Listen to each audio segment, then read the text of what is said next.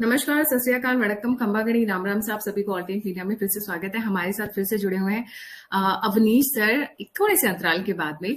और आज का मुद्दा बहुत इंटरेस्टिंग है। एक नई चीज इनॉग्रेशन में यूज की जा रही है पार्लियामेंट की, और this one is very pleasant और इसके बारे में बहुत कम लोग जानते हैं। मेन मुद्दे पे आने से पहले इसके बारे में जानना बहुत जरूरी है। सर, ये क्या चीज है जो जिसके बारे में आज काफी चर्चा चल रही है, ट्विटर पे भी काफी इसके बारे में बातें हो रही हैं। क्या बिल्कुल चीज है ये? है गायत्री जी, अगर नाम से कहूं तो एक शब्द में इसका नाम है राजदंड। अब जरा राजदंड, ये तो एक नाउन हो गया, एक संज्ञा हो गया कि इस को कहते क्या है। हो सकता है भारत के तमाम लोगों के लिए ये बात नई हो, लेकिन सनातन के लिए ये बात नई नहीं है। सनातन के लिए बात इसलिए नई नहीं है कि आप याद करिए कि भारत में पिछले आजादी के बाद से लगातार एक परिवार, एक व्यक्ति, कभी नेहरू रहे तो उसके बाद एक श्रीमती गांधी, तो राजीव गांधी, मतलब पूरी सत्ता, पूरी सरकार वह किसी व्यक्ति या किसी व्यक्ति के परिवार या उसकी व्यक्तिगत पहचान से जानी जाती थी। लेकिन इसके ठीक उलट अगर हमारी सनातन व्यवस्था में आप जाइएगा ना, तो उस समय राजा होता था, बाकायदे राजशाही होती थी, यानी एक व्यक्ति की सत्ता होती थी। लेकिन उसके बावजूद भी अगर सत्ता को कोई रिप्रेजेंट करता था तो वह हुआ करता था राजदंड। राजदंड जब मैं कहता हूं तो असली में आप सनातन की उस राजशाही परंपरा के राजदंड को अगर आज के हमारे लोकतांत्रिक परंपरा में जोड़िए तो यहां 125 से ज्यादा करोड़ की आबादी वाले देश में जितना भी मतदाता है, हम सिंबॉलिकली क्या कहते हैं कि मतदाता इस देश का मालिक है। लोकतांत्रिक जो पैटर्न हमने अडॉप्ट किया है, तो अब क्या है कि यह राजदंड न तो किसी एक व्यक्ति यानी न इस देश के राष्ट्रपति को रिप्रेजेंट करता है, न यह देश के प्रधानमंत्री को रिप्रेजेंट करता है, न किसी सत्ता में सर्वोच्च, इस देश की यह भी तो रवायत रही है, यूपीए में सत्ता पर न बैठने वाली सोनिया गांधी भी असली राजदंड अपने हाथ में रखती थी। लेकिन यह राजदंड अब इस देश के 130, 35, 40 करोड़ आबादी का रिप्रेजेंटेशन है, और वह हर एक उस मतदाता को रिप्रेजेंट करेगा जो उंगली दबा के हर 5 साल में मालिक के हैसियत से एक सरकार चुनता है। और तभी शायद जब जेहन में प्रधानमंत्री के भी ये होता है कि राजदंड स्थापित किया जाएगा, यानी सत्ता के शीर्ष पर इस देश का अंतिम आदमी, लाइन में लगा हुआ बिल्कुल अंतिम आदमी, जो लाइन में लग के हर 5 साल बाद वोट डालता है और जिसको अब तक केवल शाब्दिक रूप से इस देश के लोकतंत्र का मालिक कह दिया जाता था, वो जो सामने आप तस्वीर दिखा रही हैं उसमें एक एक मतदाता का चेहरा है, एक एक मतदाता की स्थापना है। ये है राजदंड, जिसका की स्थापन किया जाएगा 28 तारीख को, जब नई संसद का उद्घाटन होगा। जी सर, ये भारत का ही है या कहीं और से लाया है? क्योंकि इसकी जो लुक्स हैं बहुत ग्लोरियस लुक है। मैं एक इसका जो एक्सक्लूसिव पिक्चर अभी आया है मैं वो भी शेयर करती हूँ। दिखने में एकदम सोने का लग रहा है, और इस पे जो लिखा हुआ है, अच्छा इस पे तमिल में भी लिखी हुई हैं चीजें, आप देखिए। ये भारत की हर ऑफिशियल भाषा में इसमें रिप्रेजेंटेटिव। मैंने कहा ना कि भाव देखिए इसके पीछे अगर वास्तु देखेंगे तो ठीक है, इसकी डिजाइन आप देख लीजिए, ये सोने से, मैं तो कहता हूं कि अगर सोना नहीं ये मिट्टी से बना हुआ हो तो भी इसका महत्व कहीं भी कम नहीं हो जाता, क्योंकि भाव इसके पीछे क्या है? भाव इसके पीछे है इस देश की 130-35 करोड़ आबादी के रिप्रेजेंटेशन का, उसको मालिक बना के इस देश की सर्वोच्च लोकतांत्रिक मंदिर यानी संसद में स्थापित करने का। तो बना है जरूर, ये किसी क्राफ्टमैन ने ही बनाया होगा, डिजाइन किया होगा। हालांकि अभी इसको भी लेके दुनिया भर की बातें निकलेंगी, जिस तरीके से और बातें भी निकल रही हैं। आप जरा सोचिए ना, अशोक की लाट के शेरों की मुखाकृति को लेकर जब इस देश में अवसादग्रस्त विपक्ष और तमाम लोग बातें उठा सकते हैं, कोई शेर को हंसता देख रहा था, कोई मुस्कुराता देख रहा था, कोई गुस्से वाला शेर देख रहा था। दरअसल ये सब इस देश का जो विपक्ष, जो कि पूरी तरीके से आप क्या कहिए उसको कि फ्रस्ट्रेट हो चुका है, तो दरअसल ये उसके अंदर का भाव होता है। अगर वो खुद रो रहा था उसको शेर रोता हुआ दिखाई दे रहा था, वो खुद अगर अपने आप पर हंस रहा था तो उसको वो शेर हंसता हुआ दिखाई दे रहा था। तो ये सारी चीजें हैं, ये चलती रहेंगी। अभी इस राजदंड के पीछे कितना दंडात्मक व्याख्याएं की जाएंगी, ये भी अभी सामने आएगा। अभी तो मामला शुरू हुआ है जी। सर, टोटल 19 पॉलिटिकल पार्टीज ने ये डिसाइड किया हम तो पार्लियामेंट की इनॉग्रेशन में नहीं जाएंगे। तो क्या वो पार्लियामेंट में कभी नहीं घुसेंगे नए वाले? क्योंकि अब आगे से बजट सत्र तो वहीं शुरू होगा, तो इनॉग्रेशन में नहीं जाएंगे, शुभ मुहूर्त में नहीं जाएंगे, तो कब जाएंगे? पीछे से जाएंगे। और क्यों बॉयकॉट कर रहे हैं लोग? इसमें नया क्या है? इसमें नया क्या है गायत्री जी? देश की नई संसद, उसका पूरा जो एक बड़ा प्रोजेक्ट है सेंट्रल विस्टा, जब ये प्लान हो रहा था, जब इसका काम शुरू हो रहा था, तब भी तो बैकआउट किया था, सबने विरोध किया था। क्या जरूरत है इसको बनने की? हालांकि ये कितनी बड़ी विडंबना है और इस पर हंसना चाहिए पूरे देश को, और देश आज हंस भी रहा है कि जिस कांग्रेस ने खुद यह माना था कि इसको बनाना बहुत जरूरी है। तो होता है ना कि आपके रहते अगर कोई यज्ञ न पूरा हो और आप ये सोच रहे हो कि मेरे न रहते तो कुछ इस देश में हो ही नहीं सकता है, और उस देश में लगातार उत्सव पर उत्सव, लोकतांत्रिक उत्सव से लेकर देश के विकास का उत्सव हो रहा हो, देश की सांस्कृतिक संपन्नता जगह जगह स्थापित हो रही है, भारत में स्थापित हो रही हो, भारत के बाहर स्थापित हो रही हो, तो फिर हर बारात में एक फूफा होता है जो नाराज हुआ करता है, हर बात पे नाराज हुआ करता है। तो यहां पर मैं ये कहूं अगर कि अगर इन लोगों ने बहिष्कार न करने का फैसला किया होता, तब मैं चौंकता कि अरे भाई इतना पवित्र सुधार कैसे हो गया। सेंट्रल विस्टा प्रोजेक्ट जब शुरू हुआ था तो अपने लिए महल बना रहे हैं, अपने लिए इतना हजारों करोड़ रुपए खर्चा कर रहे हैं, और यहां तक कि कोर्ट में गए, वहां से भी थप्पड़ करके वापस आए कि नहीं भाई ये जरूरी है, ये बन रहा है, ये देश के लिए बन रहा है। तो देखिए एक बात सुनिए, इस देश का विपक्ष, राजनीतिक विपक्ष इतना अवसाद में आ चुका है कि वो हमारे यहाँ देशज में कहावत कही जाती है कि गांव में कुछ ऐसी कुटनी और कानी औरतें होती हैं, माफ कीजिएगा ये रंगभेदी टिप्पणी नहीं है, ना ये रेसिस्ट टिप्पणी है, लेकिन वो होती है। हर अच्छे कार्य में अगर उन्हें पूछ लिया जाए तो परेशानी, न पूछा जाए तो परेशानी। तो पिछले 9 सालों से इतना ज्यादा कुछ बिना अस्तर का विरोध, बिना मतलब का विरोध, एक व्यक्ति से विरोध, ये सब इस देश ने देखा है, हमने आपने देखा है। तो अब इसमें ऐसा कुछ नहीं है। मैं कह तो रहा हूं कि अगर ये बहिष्कार न करते तब समस्या थी, परेशान तब मैं होता कि अरे ऐसा क्या हो गया इनको, ये क्या हो गया, ये खुशी पच क्यों रही है। तो सेंट्रल विस्टा और नई संसद का उद्घाटन होगा, और मजे की बात आप ये भी देखिए नई संसद किस तैयारी के साथ बनी है। लोअर हाउस और अपर हाउस यानी लोकसभा और राज्यसभा कुल मिला के 950 से ज्यादा सीटिंग कैपेसिटी है, 941 के करीब उसकी सीटिंग कैपेसिटी है। अब उसके अंदर के वास्तु पर जाइए, अब ये बताइए कि जब आप सीट कवर भगवा कर देंगे संसद के, नई संसद का, जहां की हरा सुशोभित होता था लोकसभा में, राज्यसभा में मैरून, अब नरेंद्र मोदी और उनके कार्यकाल में बन रहे नई संसद की सीटों का कवर भी अगर भगवा कर दिया जाएगा तो फिर बहुत सारा दर्द है। एक एक दर्द, कितने दर्द गिनाएंगे हम आप। तो इसलिए ये कुल मिला के एक अवसाद है, और यह विरोध जिस नाम पर शुरू किया गया है वह भी बड़ा मजेदार है। विरोध किस बात पर शुरू किया गया है बहिष्कार का? ये पूरा बहिष्कार का डिसीजन किस बात पे लिया गया है कि आप राष्ट्रपति, महामहिम राष्ट्रपति जी से इसका उद्घाटन क्यों नहीं करवा रहे हैं। वाह, मैं धन्यवाद देता हूं कांग्रेस को। और साथ में एक जुमला जो पिछले 9 सालों से दोहराया जा रहा है इस देश में कि मोदी हैं तो मुमकिन है, ये वही लोग हैं, ये वही कांग्रेस पार्टी है जिसने जब राष्ट्रपति के लिए निर्वाचित हुई थी मुर्मू जी, तो किस तरह का उपहास उड़ाया था।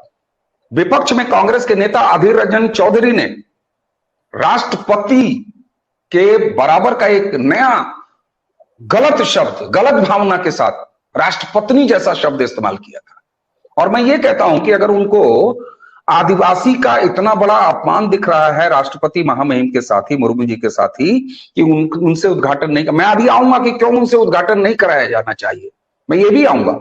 लेकिन अगर आज कांग्रेस पार्टी को ऐसा लग रहा है कि मुर्मू जी को न बुला के, उनसे उद्घाटन न करा के ये इस देश के अनुसूचित और आदिवासियों का अपमान है, तो जिस दिन एनडीए के उम्मीदवार के तौर पर द्रौपदी मुर्मू जी ने अपना नामांकन किया था, तो विपक्ष ने उनको निर्विरोध क्यों नहीं भारत का राष्ट्रपति निर्वाचित कराया? इस बात का जवाब दे, क्यों नहीं अपना प्रत्याशी विथड्रॉ किया? तब तो आप न जाने किसको किसको और कैसे कैसे लड़ाते रहे। जीत जाने के बाद, प्रचंड जीत जब हासिल हुई मुर्मू जी को, क्रॉस दी वोटिंग हुई, आपके यहां से क्रॉस वोटिंग हुई, आप उनको तो संभाल नहीं पाए। और जब एक दलित, वंचित, शोषित समाज से, आदिवासी समाज से, समाज के अंतिम जो समूह है, वहां से एक महिला, योग्य महिला, विदुषी महिला द्रौपदी मुर्मू जी इस देश की राष्ट्रपति बन के आती हैं, तो आपने उनको राष्ट्रपत्नी तक कहलवाया। तो आप कब कौन सा स्टैंड लेते हैं, कब आप किस बात पर विरोध करते हैं? इसीलिए कहा जाता है कि कांग्रेस की इस तरह की तमाम सस्ती हरकतें विरोध मात्र विरोध के लिए लगातार साबित हो रही हैं और इस देश के सामने प्रमाणित हो रही हैं। और बहिष्कार आप नई संसद का क्या करेंगे? इस भारत का जनतंत्र, लोकतंत्र और इस देश के लोकतंत्र का मालिक मतदाता आपका बहिष्कार कर रहा है पिछले 9 सालों से। 2024 सामने है, वो आप फिर एक बार बहिष्कार के शिकार होंगे। इस देश का मतदाता आपका बहिष्कार करना है। आईने देखिए, आईने आप देखिए, आईने दूसरों को मत दिखाइए। जी सर, ये ना बहुत अलग अलग मुद्दों की मिर्ची है जो ये द्रौपदी मुर्मू जी के पीछे से छुपकर ये लोग वार करने की कोशिश कर रहे हैं। इन्होंने ये जॉइंट स्टेटमेंट दिया है जिसमें कह रहे हैं prime minister Modi's decision to inaugurate the new parliament building by himself completely sidelining president Murmu is not only a grave insult but a direct assault on our democracy which demands a commensurate response. अब यहाँ पे ये बताना पड़ेगा राजीव गांधी क्या सोचकर ये जो ओल्ड पार्लियामेंट बिल्डिंग के जो अलग अलग ये लोग इनॉग्रेट, कभी लाइब्रेरी इनॉग्रेट करते थे, कभी सिटिंग हॉल इनॉग्रेट करते थे, इंदिरा गांधी, राजीव गांधी, तब प्रेसिडेंट्स कहाँ गए थे? पहले पीछे का भी तो थोड़ा इतिहास उठाकर देख लीजिए। फिर उसके बाद ये लोग कहते हैं when the soul of democracy has been sucked out from the parliament, we find no value in a building. We announce our collective decision to boycott the inauguration of the new parliament building. We will continue to fight in letter and spirit and in substance against the authoritarian prime minister and his government and take our message directly to the people of India. बहुत ही बढ़िया sir जी, आप लोग बिल्कुल मत आइएगा। इस नई building में कभी नहीं बैठिएगा, वहां के एसी का मजा नहीं लीजिएगा, वहां का टैब इस्तेमाल नहीं करिएगा, वहां के फोन इस्तेमाल नहीं करिएगा, वहां पे खाना भी नहीं खाइएगा, क्योंकि मुफ्त में खाना खाने की बहुत आदत है हमारे लीडर्स को सर। तो जो ये कह रहे हैं, मैं तो चाहती हूँ हम लोग, मतलब बहुत सारी जनता चाहेगी कि अच्छा है ना जाए, वो कहते हैं ना गुड रिडन्स, अच्छा वो बच चुकी जी।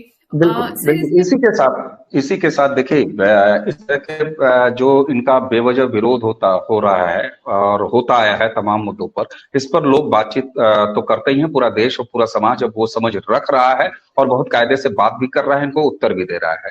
और जब समाज उत्तर देता है तो वो ईवीएम मशीन से निकलता है उसका जवाब।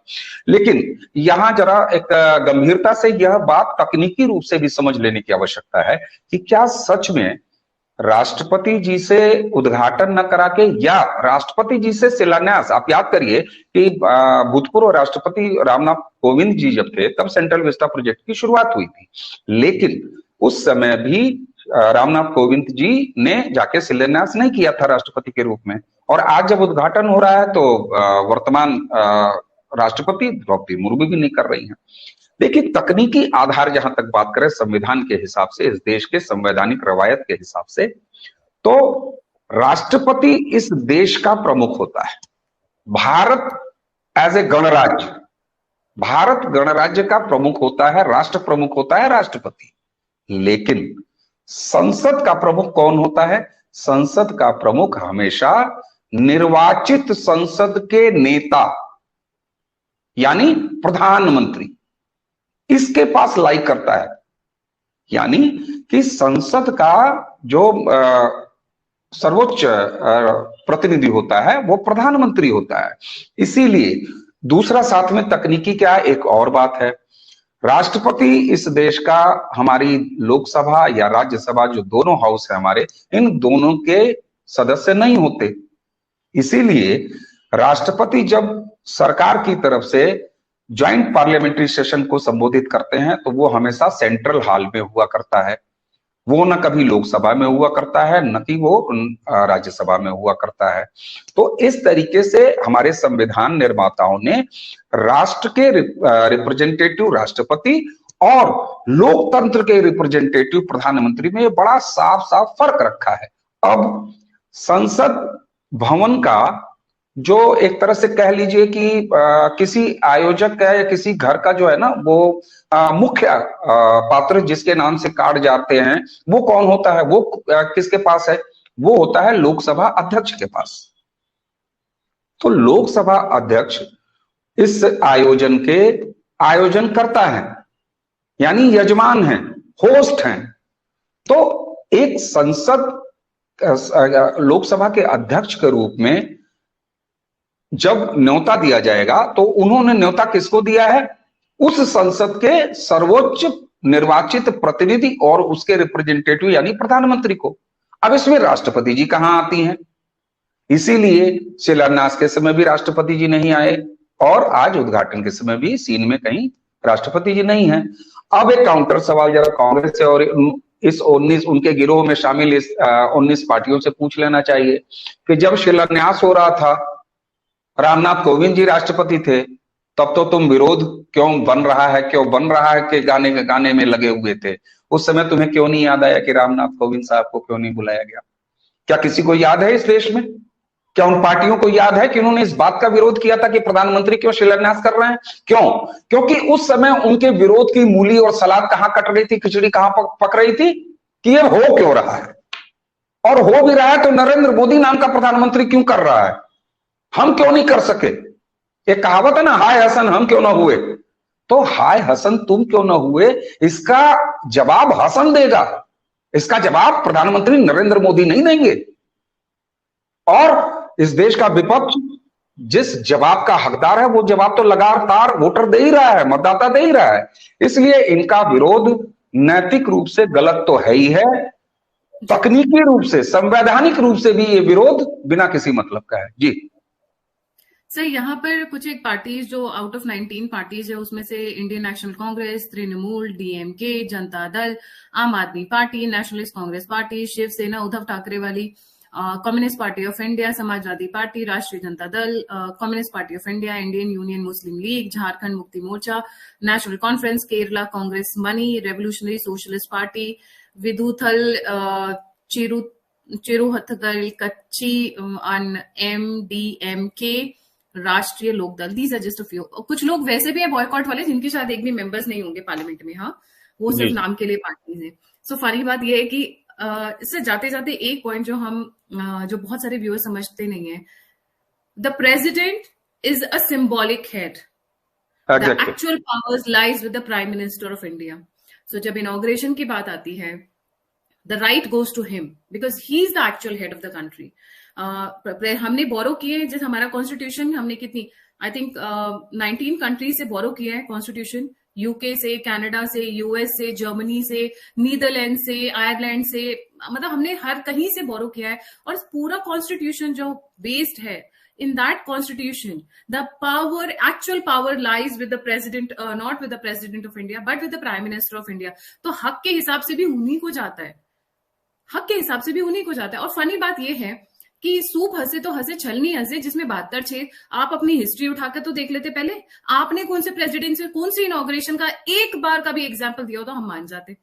वही जैसा आपने सर कहा, हर बारात में एक फूफा नाराज होता है, पर यहाँ पे तो 19 फूफा या 20 और सारे 19 फूफा की टोली इकट्ठी हो गई और सारे के सारे वो है जो मोदी जी से कहीं ना कहीं किसी न किसी बात पे नाराज चल रहे हैं। तो sir, would you like to add anything else before we wind up? बिल्कुल, एक चलते चलते छोटी सी बात, जहां होता है ना कि एक तो आपको फोड़ा हो जाए और दूसरा शरीर के किसी ऐसे जॉइंट पे हो जाए जो बार बार खुलता हो और बार बार बंद होता हो, तो उसको कहते हैं ना कि करेला और नीम चढ़ा, फिर मामला तो बहुत ज्यादा हो जाता है। दरअसल सेंट्रल विस्टा और नई संसद के उद्घाटन के इस महाबहिष्कार का जो ड्रामा खेला जा रहा है, इसके पीछे एक दर्द और है, इसकी तारीख। 28 तारीख को, जिस तारीख को नई संसद का उद्घाटन हो रहा है, वीर सावरकर की जयंती भी है। अब मैं ये नहीं कहता हूं कि उसी दिन जानबूझ के ये किया जा रहा है, ये संयोग भी हो सकता है।